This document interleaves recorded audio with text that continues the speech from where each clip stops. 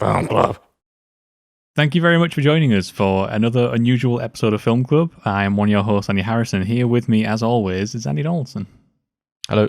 Andy, we're here for another strange episode of Film Club in this quarantine state, but we are here to look at an interesting film, A Bug's Life.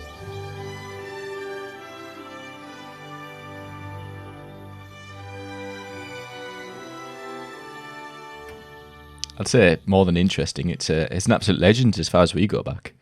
Yeah, so give us the rundown. What's A Bug's Life all about? It's about Flick, who's an ant who lives in the world of bugs. Will lives in an island with the rest of his colony. He's a bit of an inventor.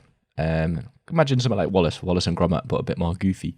Anyway, he's a bit of an inventor, and they have this harvest because they've got to appease the grasshoppers that take advantage of them, and Flick messes up that recent horde.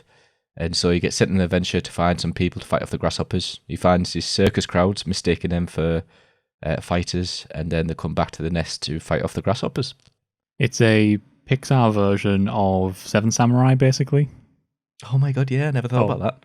Oh, yeah, well, I mean, there's the whole thing where, these people, the grasshoppers are the bandits, the ants are the townsfolk, and then they head out to find these samurai, but in this case, they're heading out to find the warrior bugs, bringing them back. And the only difference here is we have this sort of this cover-up going on where they're not really warriors, which is no wonder I loved it so much. I never put two and two together. It's a great insight, that. And obviously the whole thing is based on the Aesop fable of the ant and the grasshopper. And it's Pixar's second film. So this came out after Toy Story, 1999 or something? Yeah, so this film is 1998. Toy Story had come out a couple of years prior and was the very first fully feature-length CGI film.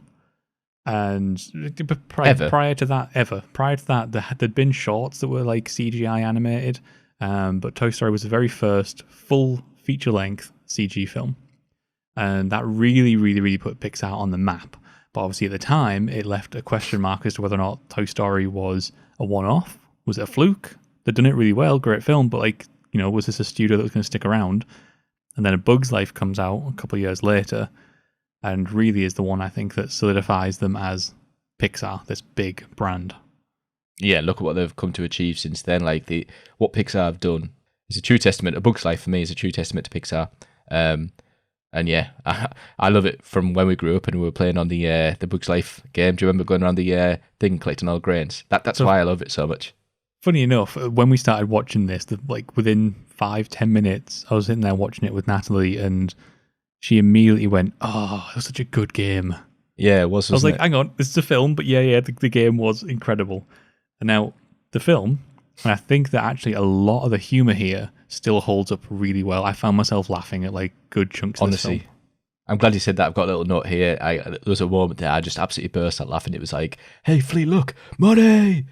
And they went, "What, where?" And then that's when they get him. I was in hysterics that bit. I don't know why. It's just the last 20 years I've quoted, "Don't look into the light. I can't help it. It's so beautiful."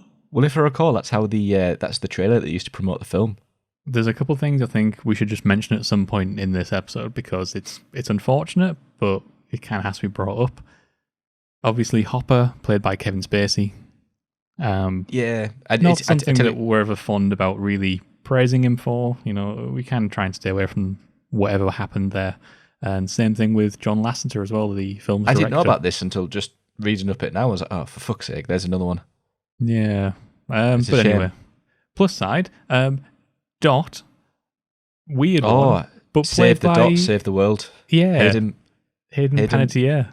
I can't pronounce her second name, save my life. Yeah. So my first, obviously, Heroes. That's how I know of her. She's in a few others as well. Obviously, in quite a few, child actor that's grown up to be quite big things. But there's another major thing I've seen her in. And plays Flick, Dave Foley. If I look at this film, it's got a lot of personality in various things. I think the warrior bugs in particular oozing with personality. Yeah. I think Dot's got a great personality. I think what she called the princess has a good personality. Her mum, the queen, has a great personality. Everyone's kind of nicely sort of rounded characters. Flick comes across a little bit like a generic hero to me. I like that he's got that sort of inventor quirk to him, but beyond that, he plays a little bit two-dimensional. I was a big fan of Hopper's brother, Richard Kind. I don't know why, just every time I hear his voice, I want to smile. And this is a thought, and it was mine. Why go back to Ant Island at all? I mean, you don't even like grain. What? You're right. I didn't think it was such a good idea myself. Actually, it wasn't even my idea. It was Axel and Locos. They talked fancy to me. I got confused. John Ratzenberger, an absolute Pixar legend who does Flea. As a PT Flea. Yeah, all my days. Like he plays his Ham in Toy Story. Yeah. And there's top of my head, I can't think of them, but John Ratzenberger, you'll hear his voice in pretty much every Pixar film. He has like a little cameo voice. Yeah. I love how he's become a bit of a legend himself. So big fan of like him and Heimlich. My days. It's all about laughing. Heimlich, I'd be in hysterics all the way through. Whoever like Heimlich, Joel Ranft, right, did Heimlich, absolute incredible performance because I was in hysterics. And even the animation team, because I just looked at his face and I just wanted to laugh. Do you know what?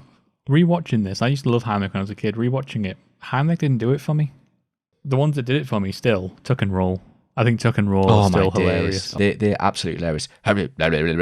It's like when he's walking across and they look at each other and they go, ha ha ha ha ha ha. That really fake laugh. And the shrug.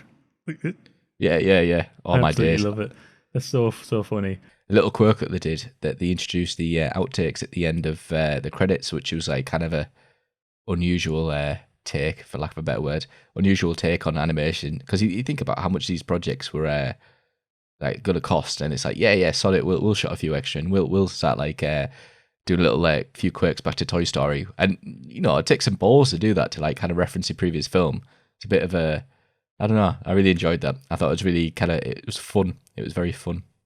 Yeah, it is, and I think that's where like Pixar's always excelled.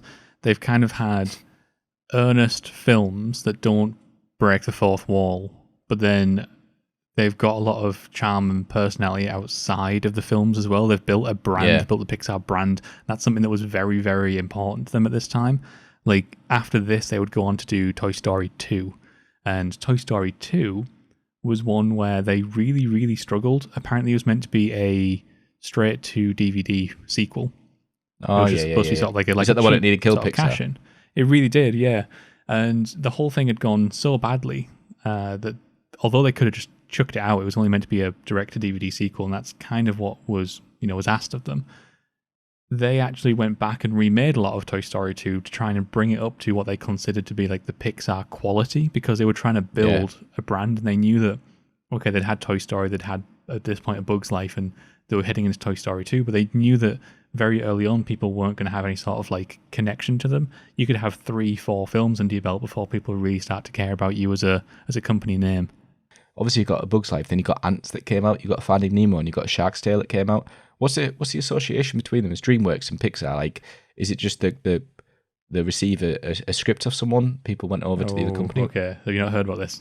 Because it started with A Bug's Life, and basically there was this whole thing going on with John Lasseter, the director of the film, Steve Jobs, who I believe at the time owned Pixar, and Jeffrey Katzenberg, who is the dude who basically went over to work for DreamWorks.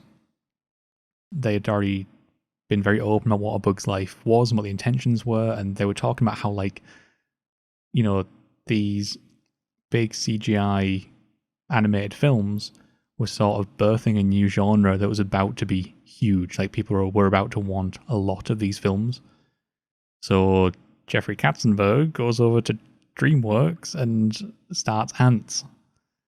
And you're like, oh no, you have just stolen that idea outright. Like, you have clearly just listened to what worked for these you know, you clearly saw the minds of Pixar. You thought, those guys made Toy Story, that was incredible, I should listen to what they've got next. And then tried to one-up them on it. Or tried to beat them to market on it. It didn't work, because no, A Bug's absolutely Life is not. far better. It definitely is. I think that although for the most part the animation holds up, which is actually really impressive, it looks a little dated. Like, I'm not going to knock it for that at all. There's a couple interesting things here that they clearly struggled early on with getting enough character models on screen at the same time.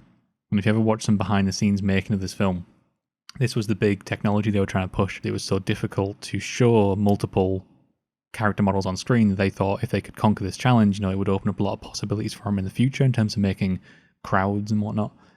And there's parts of this film where there's a good couple ants on screen, but then it's clear that I think if you made A Bug's Life now, you would have, you know, 100-fold of that many characters being Yeah, shown. that makes sense. Yeah.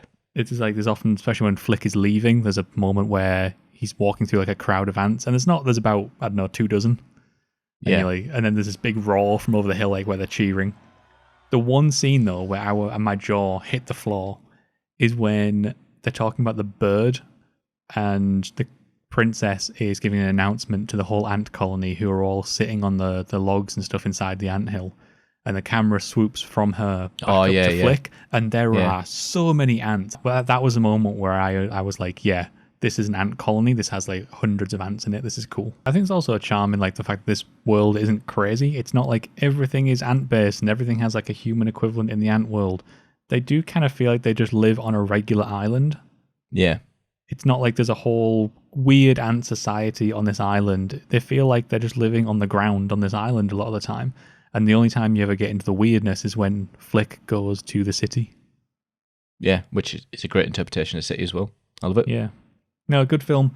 If I'm honest, this film doesn't like hit the top tier of Pixar for me personally, but I still love it. It's a classic for me. Always will be. I love it.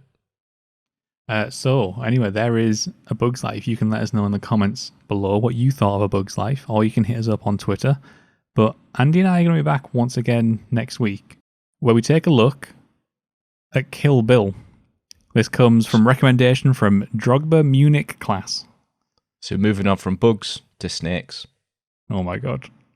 So thank you for the recommendation, but until then, you guys can get watching, and we'll see you all next week. Bye. Stay safe, wash your hands.